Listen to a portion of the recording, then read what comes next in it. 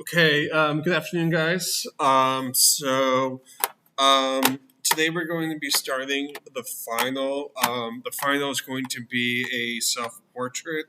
So if we look at um, the syllabus, this week we're going to be going over more or less how to model the face. Next week we're going to go over UV mapping, texturing. The next week we're going to be going over hair. So we're going to be using XGen hair, but I can also explain how to use do cards. And then and how to and also how to render the face out. And the following week will be just like an open lab, so we'll be going over just if you have any questions, it's going to be just a work period. And then the following week will be the review of the assignment, and then the week after that is when everything else is due. So if you are still struggling with the midterm, the final or the midterm, we have another week to rework on those and submit them. The last day will be a 15-minute like individual review, which I'll go and look at your work, and we'll I'll give you your grade at that time. Any questions about that? Any issues with last week's homework? No. Okay. What we're going to do today is I'm going to explain a way of modeling someone. This is not the way that I would be doing it, but it's a little bit more of an easier way about modeling the face and kind of getting it at least uniform and in a degree. So what I want to do is I want to get a front image and side image, and we're going to make them uniform. So I'm going to be using Photoshop be doing this. You can use any other like photo editing softwares, but what's nice with Photoshop is there's like guides, and I'm going to be using those.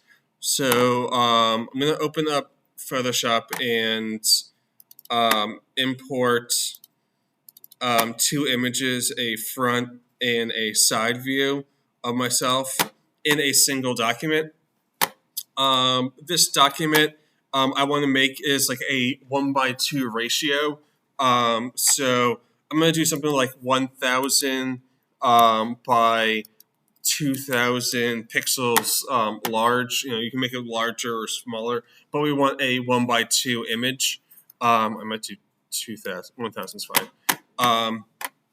And the reason why is we're going to have our front face and our side face on a single image. And when we import it into Maya, it's going to be easier to do that versus importing two separate images.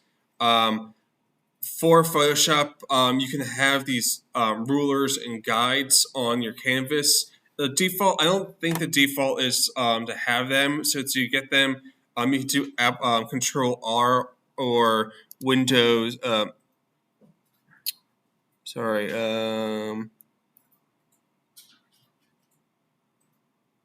View ruler. So view ruler. So Control R will pop up this guide above and on the side of your canvas. And to get these guides in it, all you have to do is click on either the side or top and drag them around. You can move them when you're in this like move tool settings, and you can get rid of them by just moving them off the canvas. So these are ways to add these guides and remove these guides from your canvas. So I have two pictures of myself that I'm going to use. I guess I'm going to use camera size.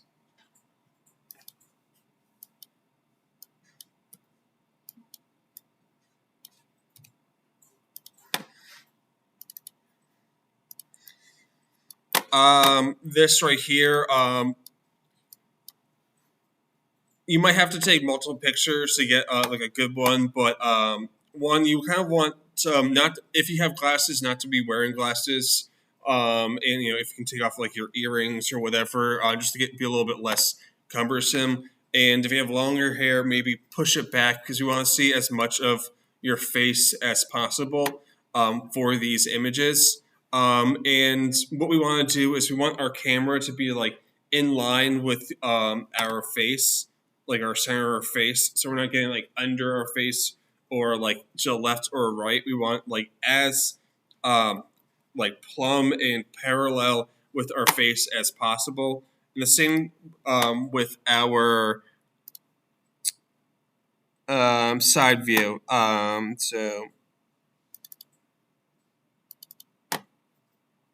So the easiest one will be is to use the left side of your face, just because how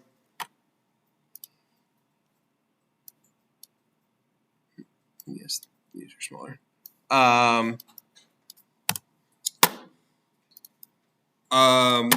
Maya, the default side view is looking from right to left. So when we place this image, would be the side of the face that we'll be looking at versus needing to switch the camera around to the other side. This is a little bit easier, but if you took your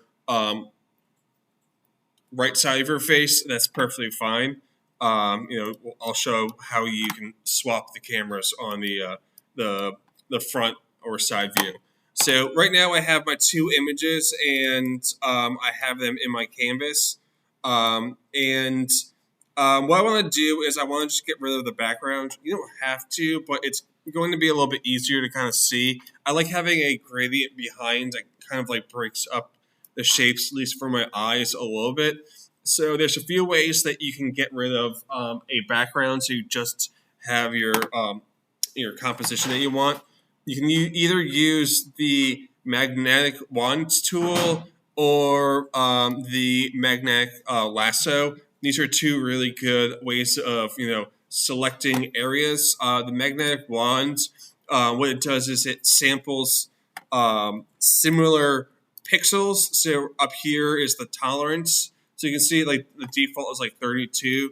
So like if I increase this like to 70, you can see that I'm selecting more of this area. You can hold shift and add more to your selection.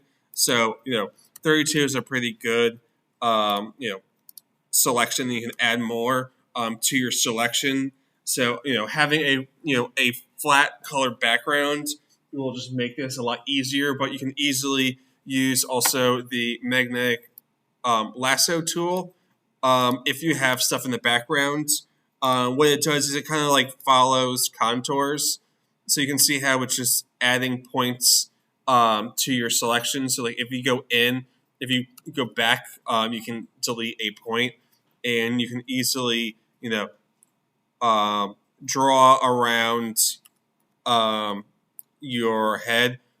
Your selection doesn't have to be super precise, especially like around like your hair. If you have like stray hairs or chunks of your hair, that's perfectly fine. We're really mainly looking at your the face and kind of like at least like the approximate dimension of your head. So if you have like a chunk kind of missing of your hair, that's perfectly fine. It's not a huge deal for what we're doing with this. So you can see how I just went back to get rid of. I'm pressing backspace to get rid of these dots.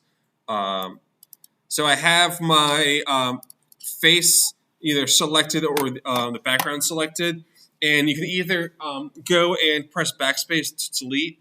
I typically don't like doing that. That's a finite thing. If you go and delete pixels, they're gone forever.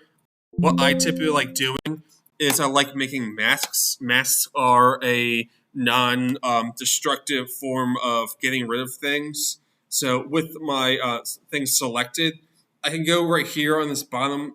This is the third to the left is the mask. So when you click it, it'll go and create a mask. So this right here is a white and black mask and I got rid of everything that wasn't selected.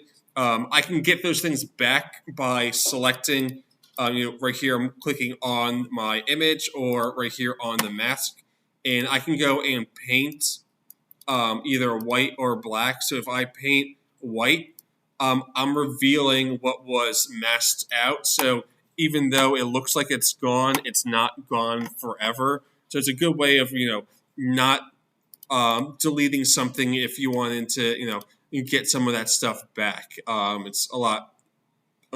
I find it a lot better to do that.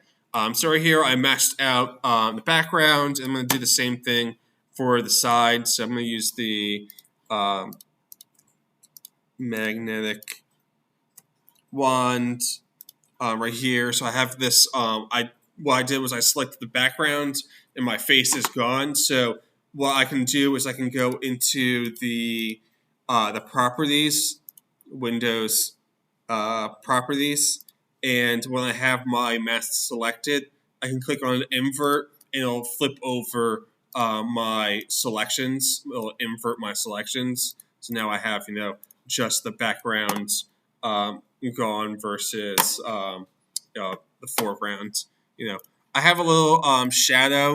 You can get rid of that, or you don't have to. I'm going to get rid of this. It might be a little distracting, later on when you're modeling. So just having, it's not perfect, but it's about that. We can get rid of some of this cast shadow like so. So right now I have my front and side image, in the same document, but you can see how my side head is a lot larger than my front-facing head, and I want them both to be the same size. So one thing I want to do is I kind of want like probably as much of my head on the half of my um, side as possible. So I'm going to scale up a little bit. And now what I'm going to do is I'm going to place guidelines on key features of my face, and try to match it with the other side. So you can see that I'm going to go and like create a guideline on like the corner of my eye, maybe the tip of my nose, like the crease of my mouth, maybe at the bottom. Yes. Yeah, so it's view rulers, and then if you just left mouse click and drag down, you can grab some guidelines. That is that working? Yeah, view ruler or Control R. So you can see how I'm going to place a few, spots. If you have like, blemishes or whatever on your face, you can also kind of match it from front to side. That's another. We're more or less looking for guidelines or landmarks of the face to match front to side. Another thing that I kind of want to do, especially for like my front of my face, is create a plumb line going straight down and kind of make sure that my face is straight. You can kind of see in my image, my face is a little tilted to the left. So I'm going to go and just rearrange it so it's a little bit more, straight down, parallel with, up and down and left and right. So now I'm going to go and scale this up and try and match up these guidelines, as best as I can. So you see that I made this maybe a little bit too large. So I'm going to scale it back down.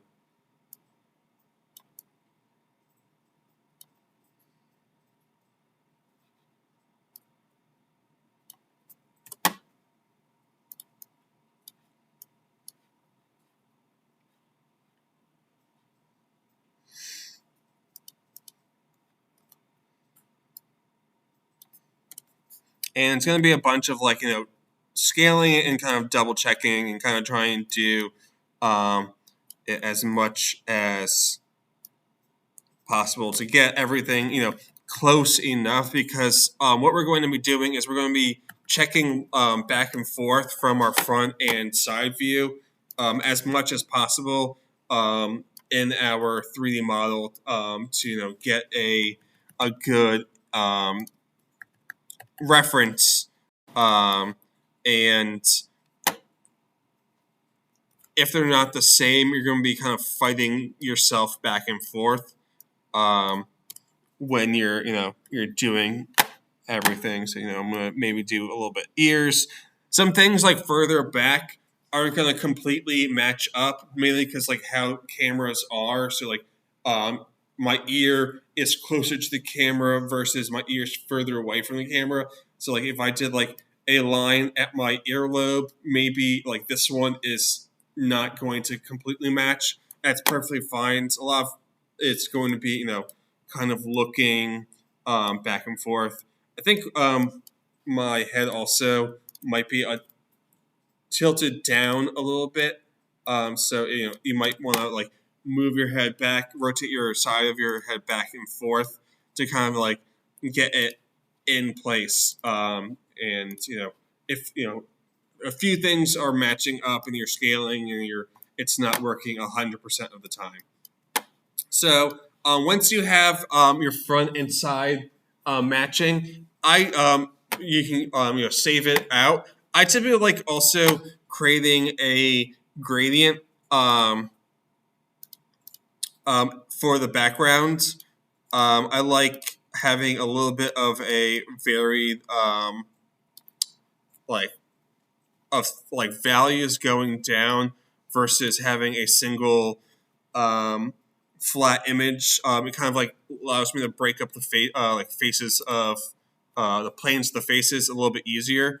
So I'm going to go and just create a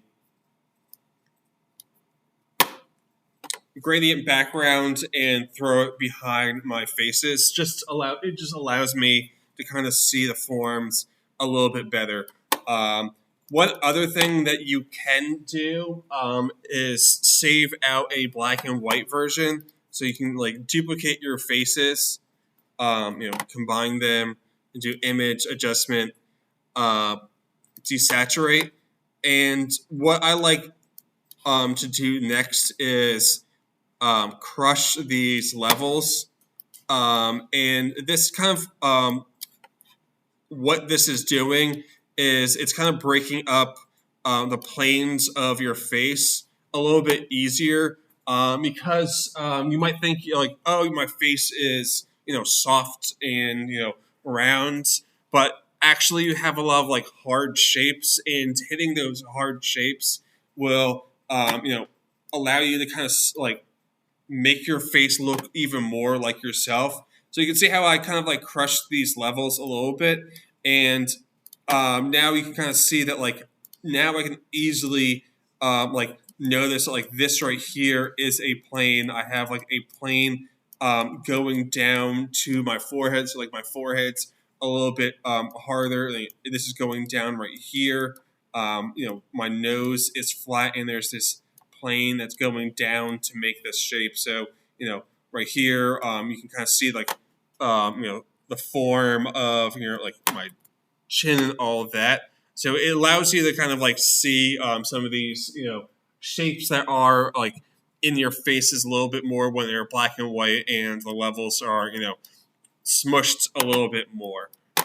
So you can save it as two images, as a black and white, and the colored versions of face and face black and white, as like a JPEG, and put it in your images or source images of your project folder.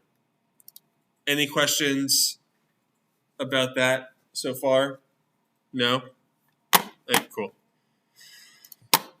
So now you have your reference, and we want to put this into our Maya scene. So I'm going to open up Maya.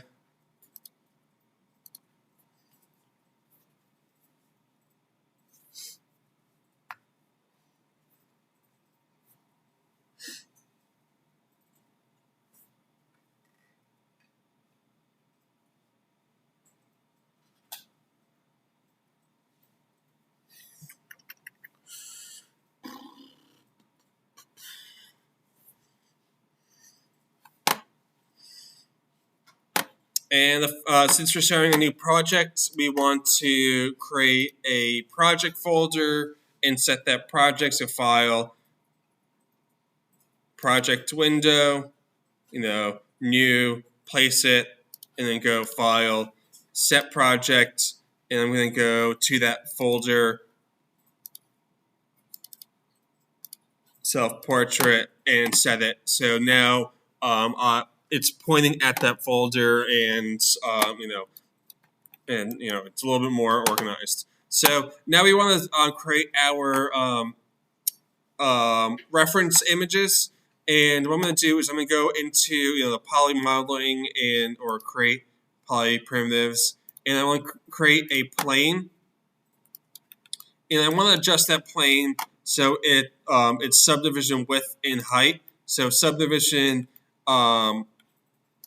width I want to be 2, and our height to be 1. So and I also want to scale it in the direction. So, X for me to 2. So we have 2 faces on that plane, a front, 1, 2. And since right here it's a 1 by 2, if we import our image, it's going to stretch to fill up that those two faces. So I'm going to open my Hypershade, choose Lambert. We can call this reference, material, color, file, image name,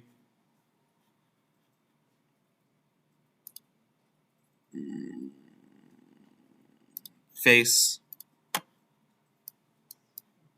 and I'm going to assign the plane that material. So assign to material, didn't show up, so I pressed 6, and it showed up. So you can see that it's all good, mainly because how Maya works with images is it stretches images if they're not to a 1 by 1 square. So since we have a 1 by 2 image, it squashed it down to a 1 by 1, and by scaling the X to 2, it's rescaling it back to the original image's ratio. Does that make sense for everyone? Yep. Now I'm going to just scale up my reference image and rotate it 90 degrees. And I'm going to put my front face part. I'm going to go in the front view, press 6, and I'm going to put that in the center of our world as much as possible, and push it kind of a little bit back. I like working in this, this size, keeping my face in this size. You can work smaller, you can work larger. I just typically like working about this size. It works kind of well with the zooming, and I'm not running into issues. It's a little bit easier this way. So there's 2 ways that we can separate this. We can either duplicate this image again, so Control D, and rotate it another 90 degrees,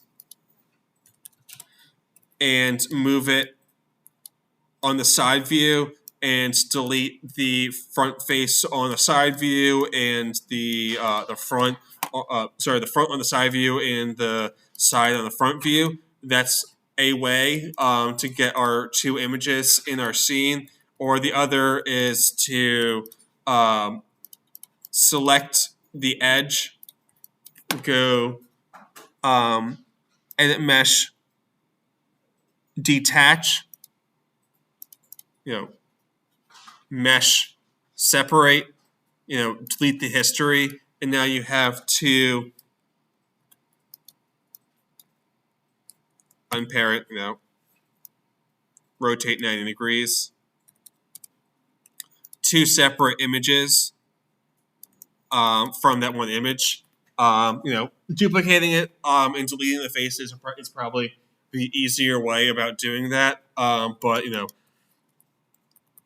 whatever you feel like doing is is fine with me. All we really need to know is that um,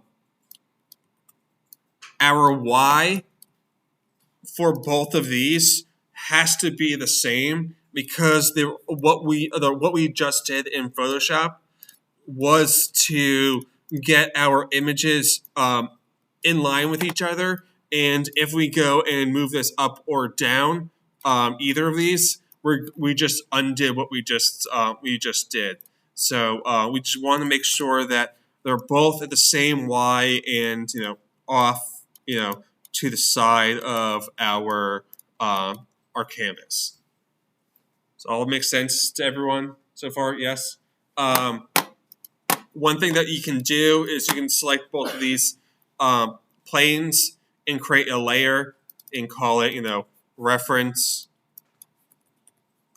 layer, and click on it 3 times so it's a reference. So we're not selecting it.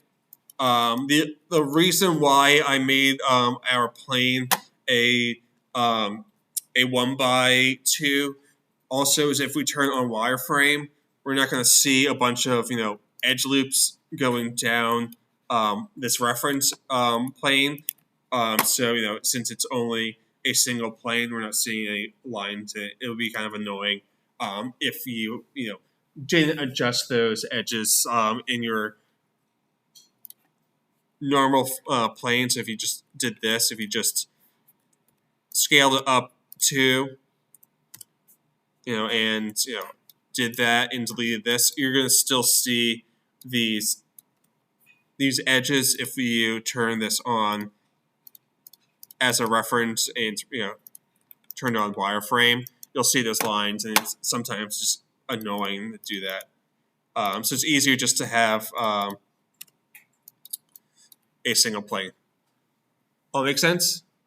Yep. All right, cool. So now we're going to start modeling our face, and what we want to do is either work with a single plane or a single face. I'm going to do a box first, and what I'm going to do is I'm going to move.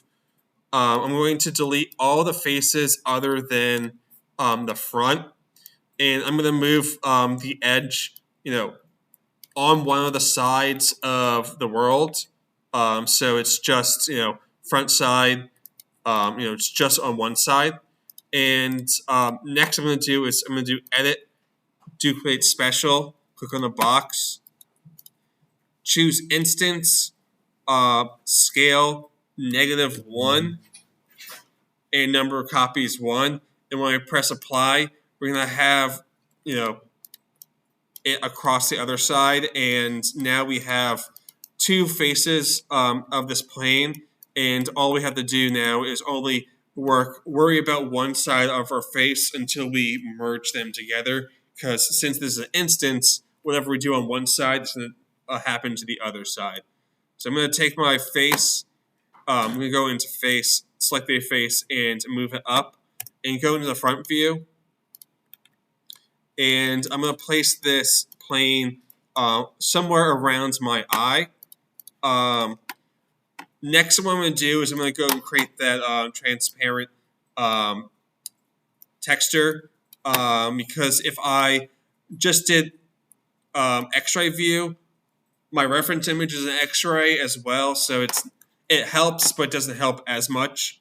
So creating that reference, that transparent material is going to be helpful. So I'm going to go Lambert.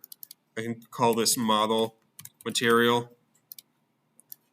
Assign it to both of these planes.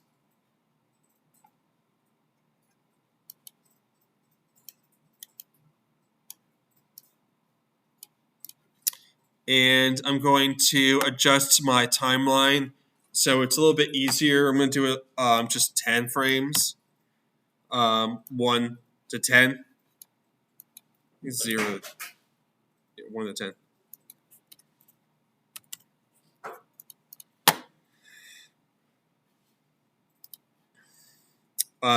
Right click the text of transparency, set key, move all the way down to 10. move transparency to white to the right side, and do the same thing, set key. And then I'm going to go into Windows Animation Graph Editor.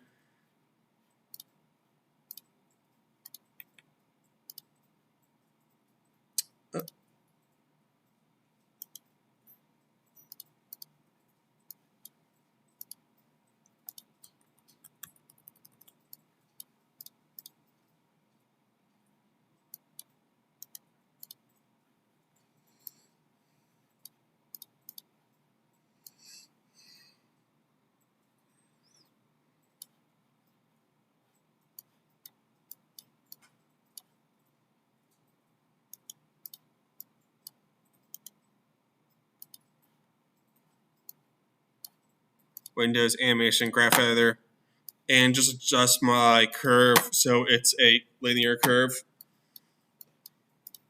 So now when I scrub my timeline, it goes from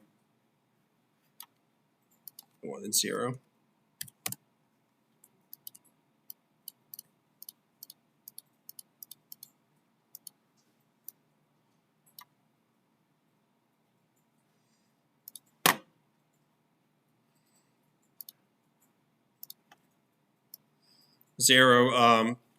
Opaque to transparent. So now what I want to do is I'm going to start doing like what I did the previous week, and create a loop around my eye. So you can see I'm going to work as large as possible, and I'm going to select the edge, shift, move, so I'm extruding this edge, and then move it around. And then what I'm going to do next is I'm going to go to the side view and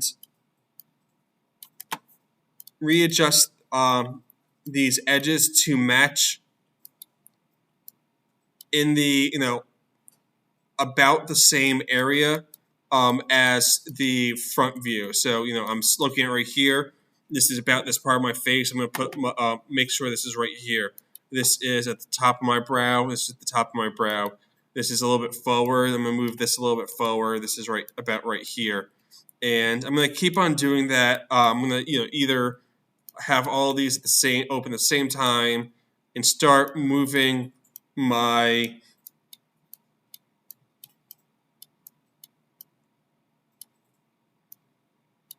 edges around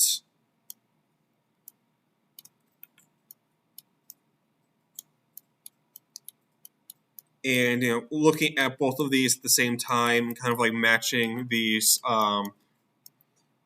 spots in both of these worlds. So this right here, I move to the side. I'm going to move this up. I'm going to move this vertex right here.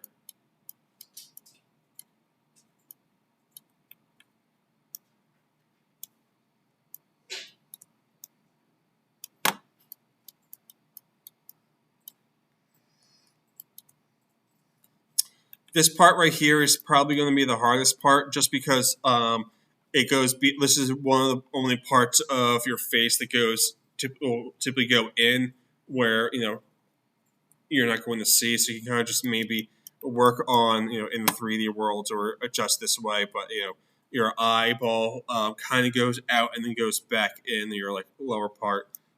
So right here, what I'm doing is doing very similar to what I did the previous week. You can have your 3D images, the reference up as well, kind of matching both of these, if you had another screen. But the whole idea is we're going to be doing pretty much what we did last week, but with your own face. So I'm going to go edge. And then now, since I can go back to the front, so this is now the loop, all I have to do is select edge, and then bridge. So now you can see that we're doing both of these eyes at the same time, and like so. Look at the front. Now I'm going to work on the mask around my face. So I'm going to take these two edges, move them in, and if I'm on scale, I can scale in. so they're parallel. And if I hold X, I can snap to the middle of the world. And now this line is the middle of the world. And I can, go and look at the side view. This right here should move forward a little bit more. It's right here. It's about here. And this one right here is here. And what I would highly suggest is work as large as possible, and you can easily add more edges later on, especially at the beginning. Really, you just want to get very basic shapes down, and then you can start adding edges. So, like, I could have added another edge or two to get this roundness a little bit better, but right now I'm just trying to block in as much as possible. Right here, I'm gonna go. I might go and select all of these edges around, and if I scale out, I don't have to worry about or every single one of these scale out, because I know I want this loop around my face, and I can adjust these edges a little bit later. I can hold X,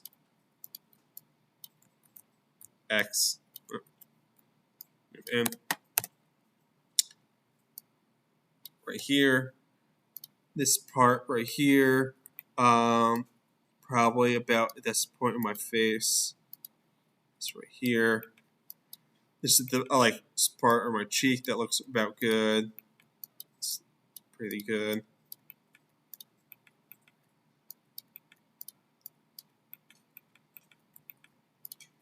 This is right here, and move these back a little bit.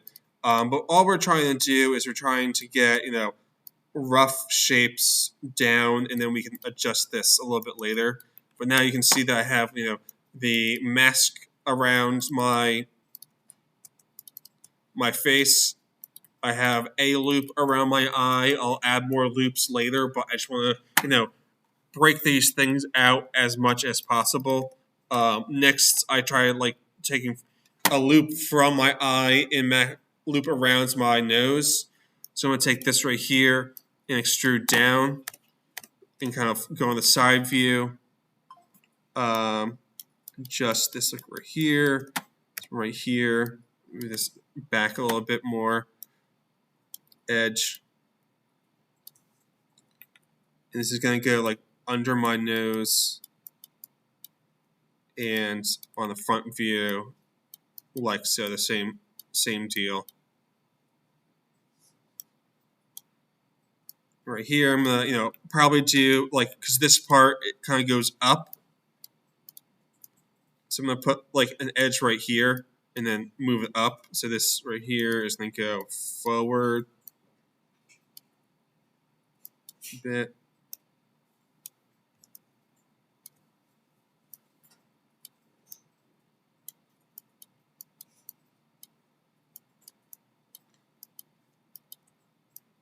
So a lot of what we're going to be doing is kind of looking, extruding, and kind of matching on both of these sides. This is going to go down a little bit. I'm going to scale it down and in and snap to the middle and push this down a little bit. And then you can look at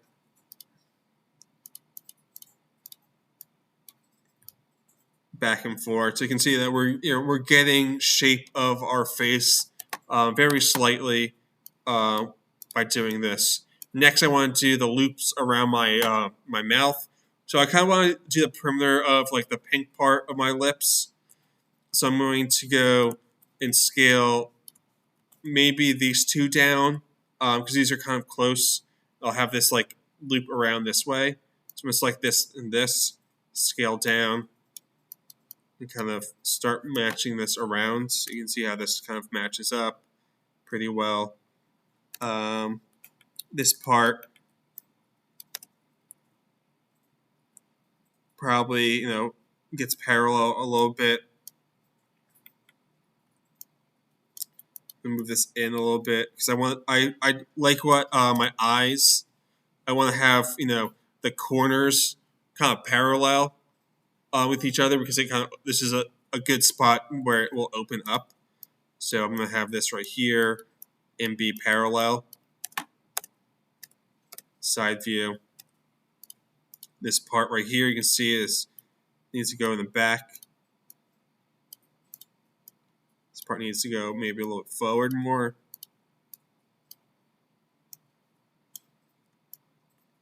Down.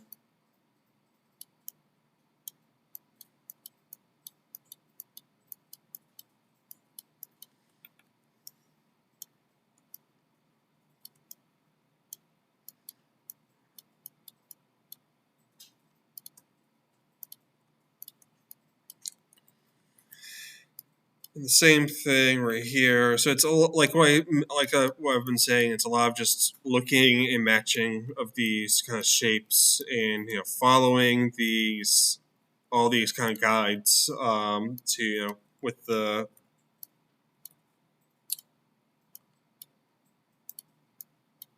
traditional characteristics of the face.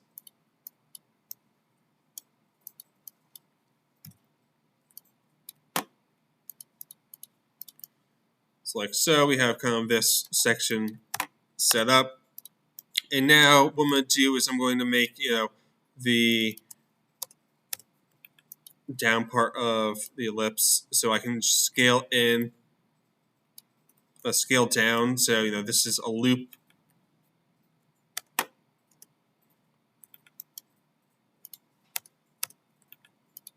And we can, go into 3D mode, kind of adjust some of these things. I will do the mouth hole a little bit later on, but all it is a big square. So we're going to have, we want to go and create a mouth cavity because you'll have a little bit roundness of, the bottom of the lip and the top of your lip, and, do it like this. So all of this is a big square cavity. Kind of think of it like so. So like this right here is going to be the side. These three will probably be the side of this box.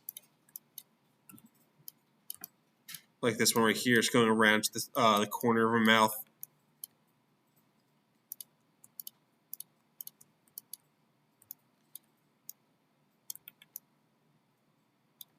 And you can bridge one side to the other.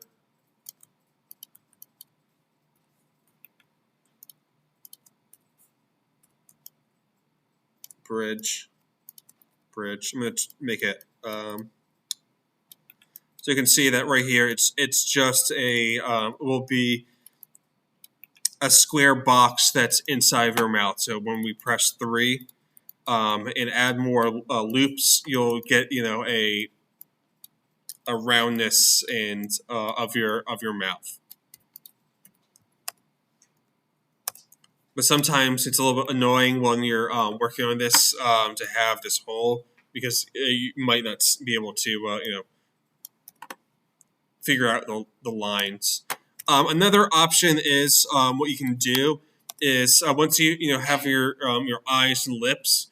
Next is kind of just do the perimeter of your face.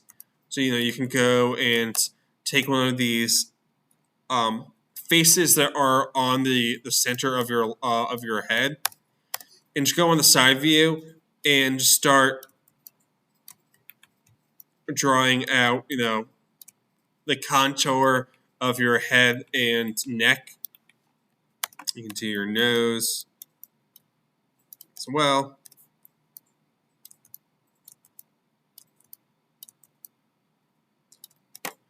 It's just going to be a very easy way for you to get a good amount of your head done, so you feel a little bit more accomplished than another like more landmarks of where you're trying to get to if you do the perimeter of your head next.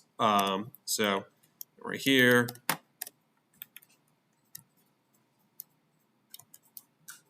I'm going to do this. So all this stuff right here, like your hair, you can kind of just like guesstimate about where everything is. I'm gonna make the top bit parallel with each other.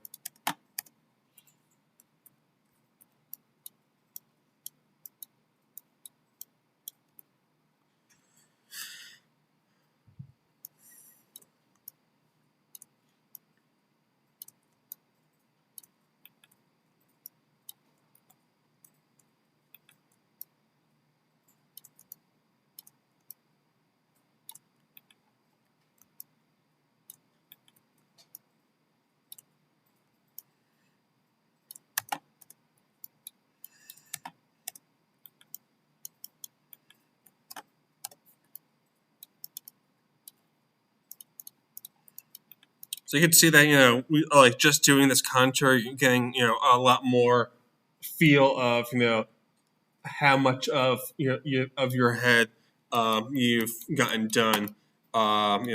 Next we can just start filling out maybe like the sides. So taking going from the sides and extruding out and back and trying to get the roundness of your head done.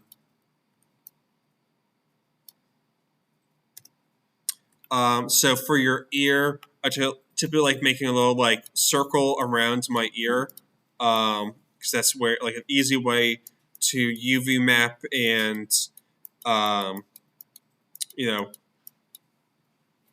take this complex object and like pop out from your head. So I'm gonna go and just draw a circle on the side, a loop around my ear, and I'll get to that later on in the modeling. But I kind of want to work as much as possible, and get the the broader shapes done before I get into very specific things like ears, bridge.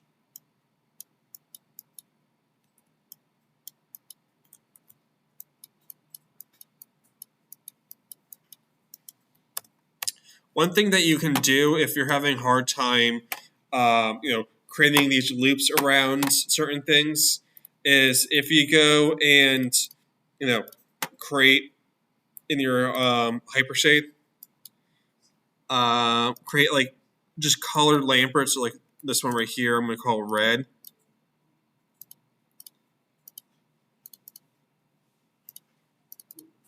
Blue, and so on.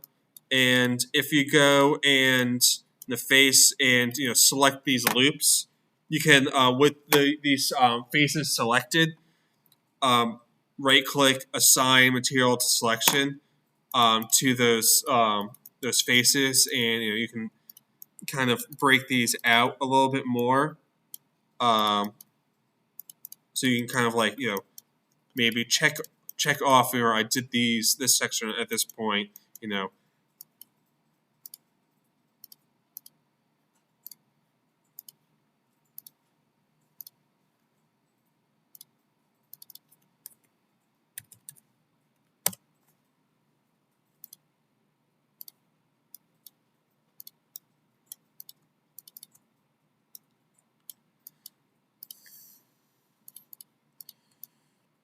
Like so, I'm getting all these specific shapes done. It looks good, and once you're happy with it, you can easily go back to your modeling material, just select the face, go to modeling material, sign selection, and, it gets back to the generic color.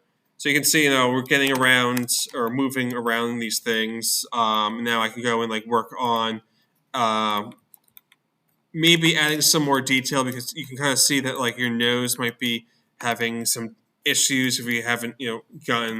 You can also turn on 3 and work on some of this like with 3 on. You kind of check how it looks, but like right here, your nose, we're going to need more detail, so I added just an edge loop And now I can kind of like look and examine and push and pull some of these things. So going back, to my black and white image, see how like my nose is kind of flat at the top. So I'm gonna have a few faces, few edges, kind of close parallel to that. And now I can bridge this loop that was from my mouth up there. Move it back.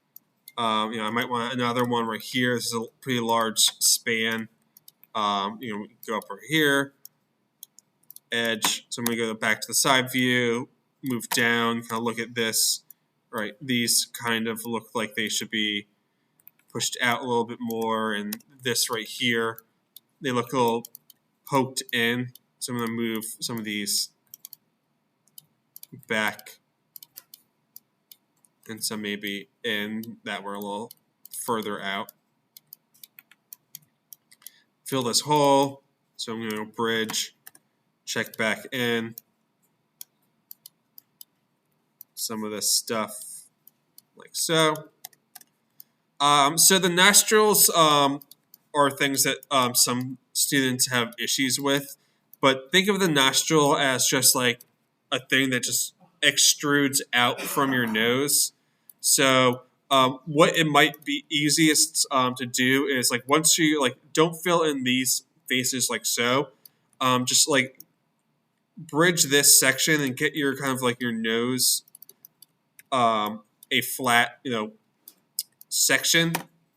So you have faces like so, and we can check and kind of where your nose is coming out from. So my nostrils a little longer than wider. So I'm going to have like a kind of a wide square. And all it is just take these faces and extrude it out.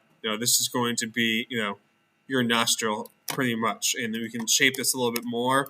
But, this right here, we can reposition and maybe delete this face. And you want to delete these back faces.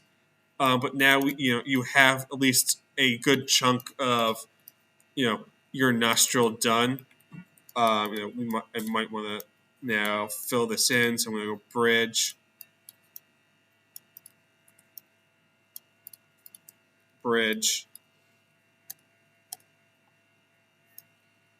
And maybe I might need to readjust some of these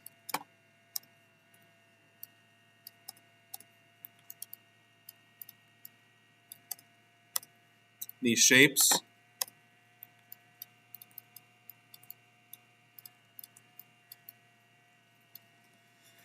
But the hole of like your nostril hole is just a hole, so you can either delete some of these faces to push in, or you can select like a few, scale in, and then push up like back here, and it can just go pretty far back into your head. But you can see it like right there. Now we have a good chunk. Your nose is there, and we can go and reshape some of this around, and push and pull some of these, and maybe add a few edge loops around to get a specific shape. But that's just kind of like, think of your nose as just something, a square shape just coming out from this like line that's going down your head. It's nothing really fancy at all. Right here I can go, this is 5-sided, so I can add an edge loop and fill this in. And now when I press 3,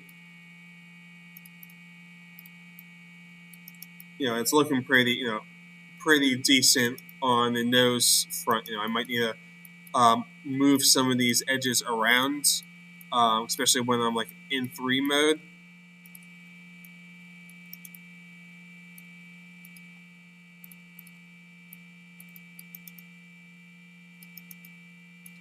And maybe another one like down the line. But one thing to note, when we if you are doing it like this, there will be a hard line between the two faces because it doesn't like typically when you press 3, it's averaging out 3 or 4 points. But since this line right here is at the end, it doesn't know where it will have to go back. So when we merge these two faces and press 3, this line will round out in the future. So you don't have to really worry about that at this moment. If it looks not 100%, perfect, or it looks a little weird that there's a hard line like so. Now next, I kind of like creating this like for your cheek, a line that goes from your cheek up and over your nose. So that's kind of why I do this like curve, goes under eye and from your eye under your nose, because we can do like a multi-cut, and this shape can go up and around your nose. So right here, edge, bridge. We can add a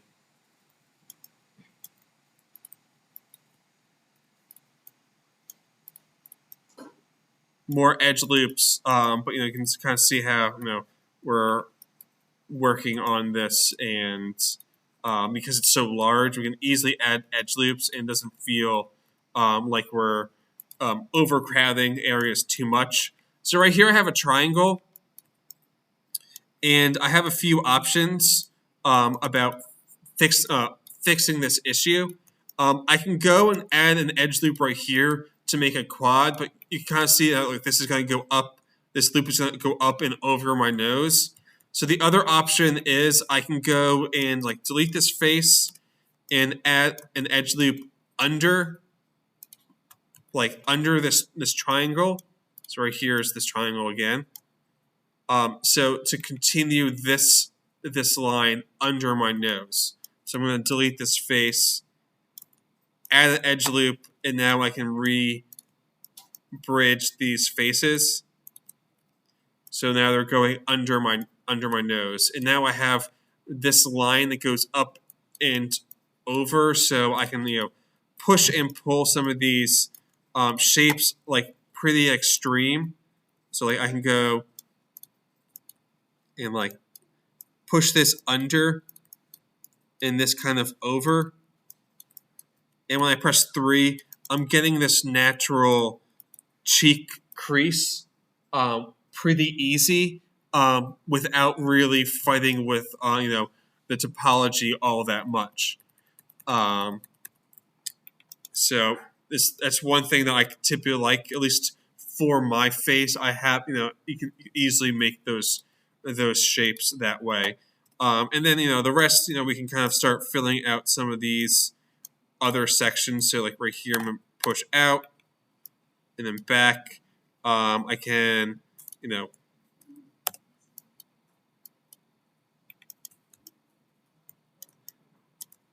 add a loop. Maybe I'm gonna go and delete this face and take 2 edges. Don't feel bad about deleting faces or deleting edges. You can easily just recreate them, re-extrude them out, and don't think of them as like perfect. Sometimes I don't like how things are flowing, and I might go and delete an edge and put it in a different location so I can add another edge lower, to do like that, So don't feel very, precious about where you've placed a lot of these things. Or think of them more or less as like guidelines than hard, fast spots. And now I can go bridge.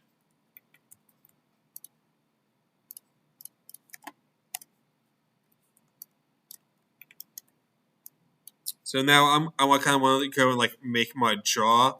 So I'm gonna take one of these edge loops that are kind of underneath this section. Maybe I'm gonna take 2. and start moving them up and around, and kind of they'll go up my head, like right here. Get a side view, like so. Another one about right here. So that's about this location. And I can do a multi-cut to add a line, and I can bridge, bridge, bridge.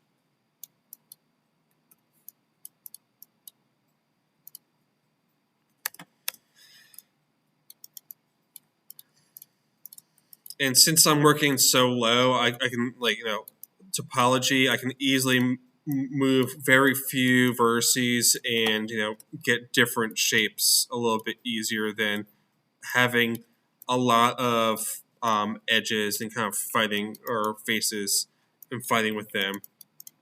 Now I kind of just want to fill in and connect these faces. So bridge, right here I have an edge going up, so I can easily add a multi-cut right here to fill in this. I'm going to bridge this whole gap. Edge,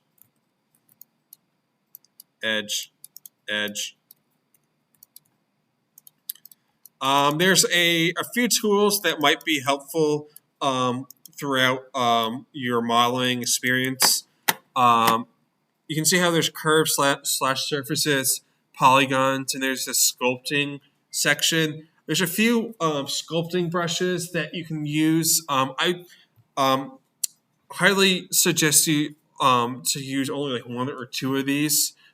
This third one right here, what it does is it keeps the shape of your face, but what it does is it averages out all of all your faces. So it will move faces along the contour of your mesh, and then this one right here will smooth everything out, so it kind of averages everything together.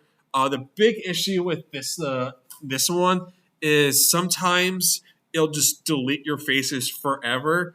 So before um, you use it, save your scene. So if you go and adjust some of your faces and it deletes them, you can easily go and reopen up your scene. So let me go and use it just to show you.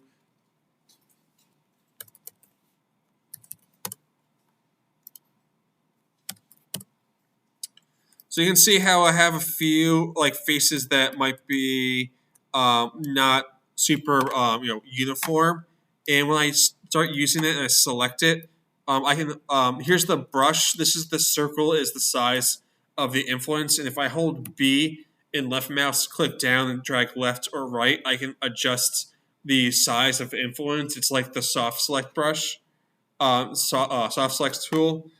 So now when I left mouse click, you can see how it's averaging stuff out, but it's going to keep the contour of what you have. So if we go into sections right here, things might move slightly because it might be moving these faces like down a different path. So you can see how I'm moving and getting things maybe a little bit more uniform than I have had in the past. It doesn't really love sides, so you can see how like it's not moving these two sides because they're at the end of a line. So once you might have this like down here, and when you merge them, your two faces together, you can easily fix this little issue like so. So you can see how like that kind of like average some of these faces out, not that like horribly. And now I'm going to go and fill in this hole. So I'm going to try and keep this all uniform quads. So bridge right here. I can go down. So I'm going to add a edge loop.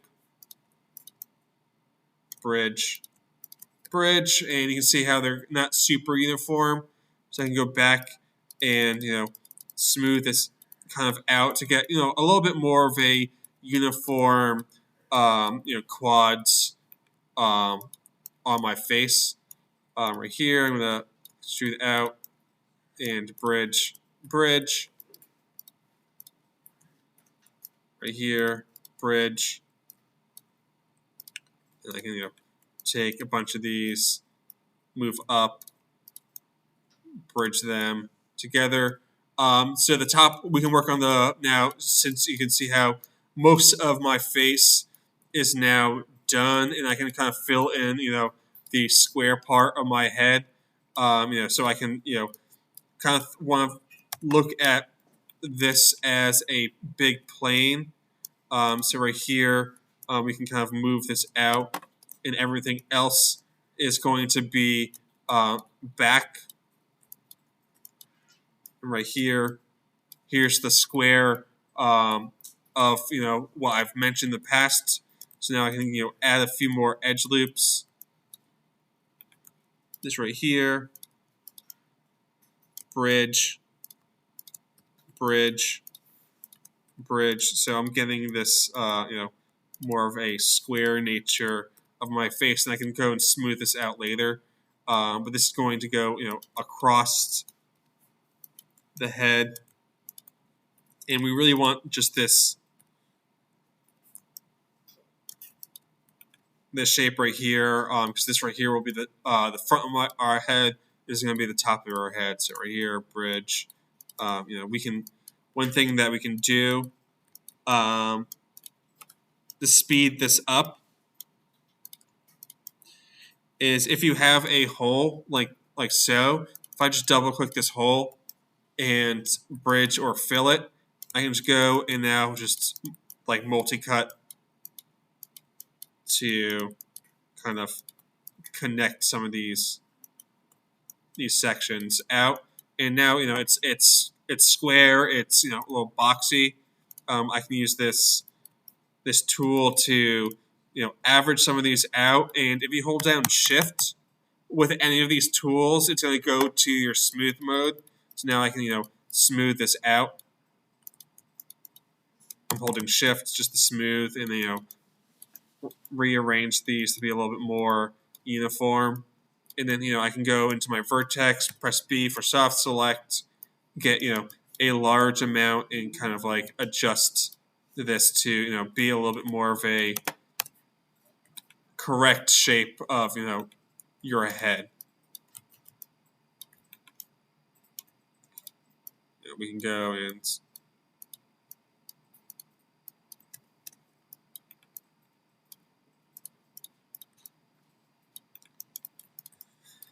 adjust some of these things, and then once I have everything pretty much laid out, I'll go into my 3D mode and start adjusting some of these shapes. So like it might look fine in the front, but it tends to feel a little narrower than what it should feel. So sometimes I'll go and just look at a picture, look at the 3D scene, and kind of like look at it this way to get a good, does this feel too thin and too narrow versus what it should actually look like. And then next, what I can do is I can go back to the eyes. So before I kind of like went over it very very quickly, your eyes lids are actually pretty a sharp platform where your eyeball will live. And typically, once you kind of make this, you can just kind of push it in and flare out like so, and we'll throw our eyeball in this section. But when we press 3, we kind of want to see a very hard landing point for where your lashes will kind of land. So you'll probably have a few loops that are very close together, and we kind of want to create this kind of like hard ridge where your lashes are going to kind of be coming out from. And when I look at this, I can easily, since I did loops, add another loop and kind of push this down, and so to give like a section where like your eye kind of wraps around your eyeball. Um, it might be a little bit easier to have an eyeball in it when we're working on this section. So all we need to do is create a circle. I'll go over your eyeball. I'll use 3 parts for your eyeball, but for the time being, a circle will be perfectly fine. We'll be adjusting that a little bit later. So I typically like having my like the circles pointing out, because what I'm going to end up doing is I'm going to be moving this up a little bit to get the like if you look at the eye, it kind of lenses out a little bit, so this allows you to get having this forward to get that shape. Your eye is a lot larger than what you actually think.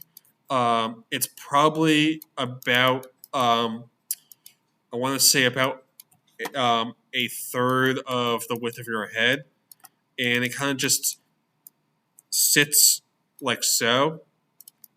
You can kind of see like this is about the size, and your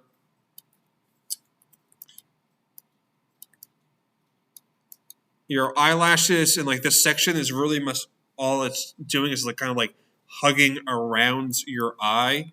So you can see that like when I turn this on, and might want to have your eyeball that material as well.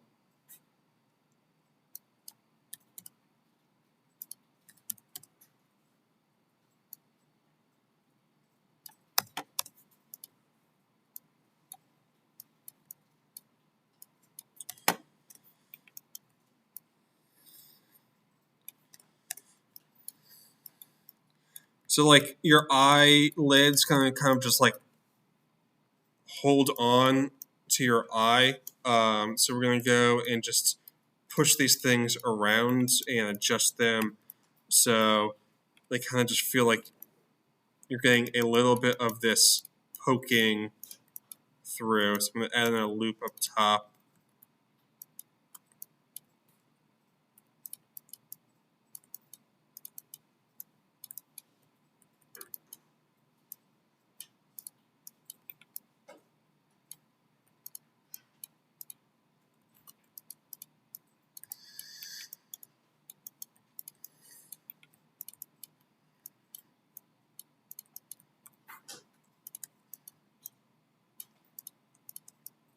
And it's really helpful to be modeling a lot of these like shapes when you're in 3 mode, just because you can get these like more rounded ways, and they might not look fantastic on 1, but we're going to be rendering it out in 3, so that's all that really matters. That what that looks like.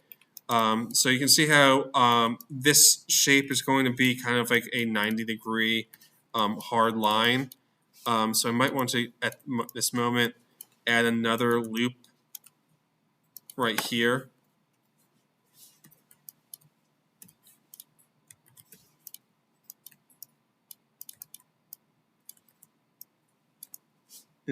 For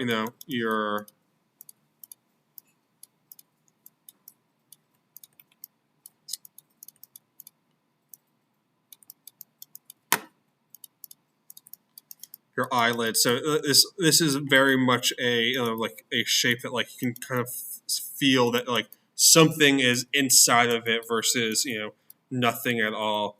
That it's coming out. So right here, I might need to move some of these things around. Um,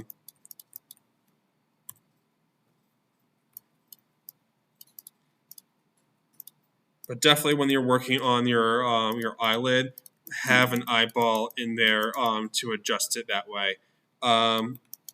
And then your neck really just we need to just wrap this around. It goes around like so and loops around to the back.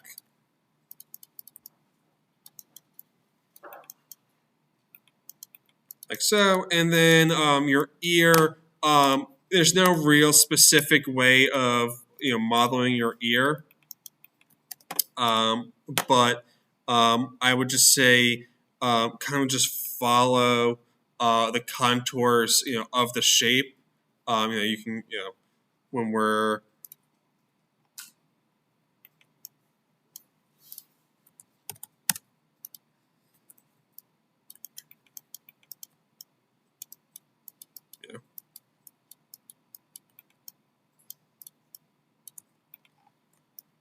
just try, like I typically like doing like the outside like loop around your ear and kind of follow it in and around, and it's just a thing. Sometimes you might want to just start that off by itself and then merge it with your other side of your face. So you're just working on that and not really worrying about anything else. This right here coming out, and this part, comes up and back and down. The topology could be kind of crummy. This one doesn't really have to be like 100% quads. If you need triangles, that's fine. It's all about just getting a generic shape. But the loops around the ear. It's the ear, so it goes back and down, and you can scale it in, and this is where it'll connect into your head like so when you're pressing 3. And then like the hole in your ear, let's say this was where the hole is. All of this just straight it in. Press 3. That's your ear hole. The flap, your ear. If depends if you have one that's attached or not. It could be just extrude out, push back, something like this.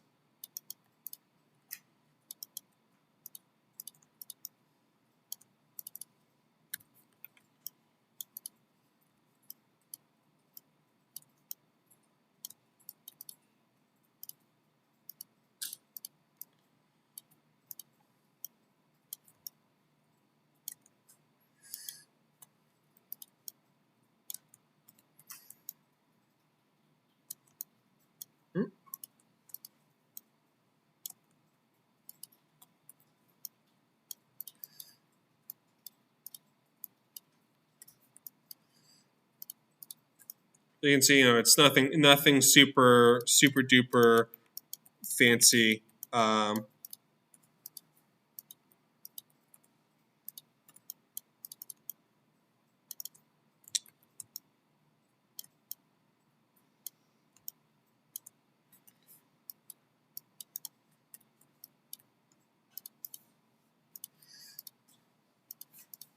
But it just gets attached back to the part of your head. And rotate it a little bit. Like so. So once you have both the sides done, all you need to do is merge them together.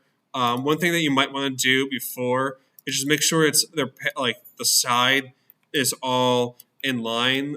So you can either double click this edge. This is going to get the bottom stuff as well. So you might need to unselect these. But all you have to do is scale it in. You might want to move it out, scale it in, and then hold X to snap into the middle of the world. So now both sides are aligned and touching. and then you just go select both faces, mesh, combine, delete the history, and merge these faces. So you can either select everything or select the ones in the middle. Shift right click, merge vertices into something very small like 0.0001, 0.001, sorry. Instead of doing a larger number, it might average them out. Or the other option is you could, once you mesh, combine, delete the history, delete one of these edge loops. So, right here, I'm selecting this edge loop. And then I can go at the bottom, the neck, bridge, the back of the neck, bridge, and then double click and deselect if this was done. Double click, bridge. So now it's all bridged back. So now when I press 3, it's out now, rounded out, and then we can fix up those like small issues that we had before, by smoothing out those creases, and adjusting some of those things. Depending on how symmetrical your face is, you might want to like make it a little bit unsymmetrical, or not. Just to get the little bit of the realism of your face. But once you're done, you'll start UV mapping all that. But that's pretty much how I go about modeling the face. The other option is, instead of doing the instance, you could start off with a cube and do a single division down the middle. And there's up at the top, typically next to the magnets, there's a symmetry, and you can do X, and you can see now I have symmetry on your object, and it's the same thing. And what's nice is it will round out your object. The one issue is I don't. It's a little annoying. Is if you, especially if you do stuff like soft select. Sometimes what you'll do is, like, if you have soft select, it's going to like look at the side, like vertices on the other side, and move that like not 100% uniform. And then once it's not uniform, you might not be moving things when it's moving across. So it's a little bit easier to have that symmetrical the instance, because there's no matter what is going to be affecting the other side. But this is the other way. And how I would, if I was doing it myself, I would start off with a single block and move it,